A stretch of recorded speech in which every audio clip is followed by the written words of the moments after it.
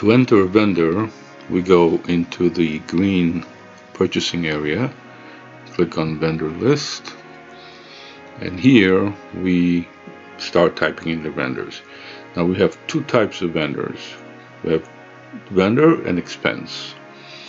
So vendor is a merchandise vendor, anything that is merchandise, and expense is anything that isn't merchandise, like rent, electricity, utilities, credit cards, etc.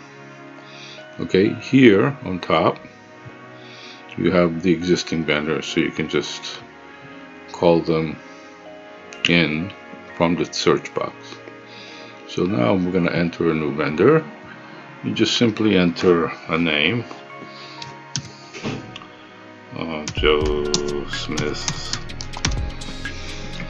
address, etc. You say that he is a vendor or an expense, and in the additional info tab, you don't have to do this, but you can preset the terms that he gives you, your vendor gives you, how he ships it to you, and the category. So you can make also your own categories in the setup. So is he a diamond vendor, gemstone, silver, can be a contractor. So just go to setup here and set up vendor categories. You just simply click on the insert and add.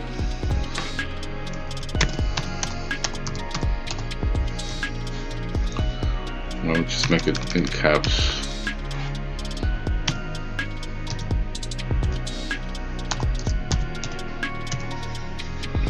And save it.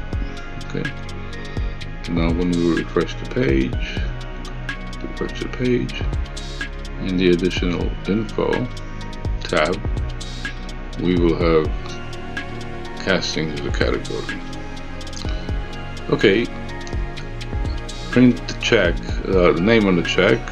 If it's different or whatever, you can put the name of the check here, the name to be printed on the check, the resale number, notes, anything that you wish to write about this vendor, his banking information, credit limit, chart of accounts. That's if you're using our own program. Many of the clients have their own chart of accounts, so we will enter those accounts according to each person, and you can assign the vendor to a specific chart of account for the general ledger. Very well. On the bottom here you can print the vendor list, expense, vendors, and a balance sheet as well.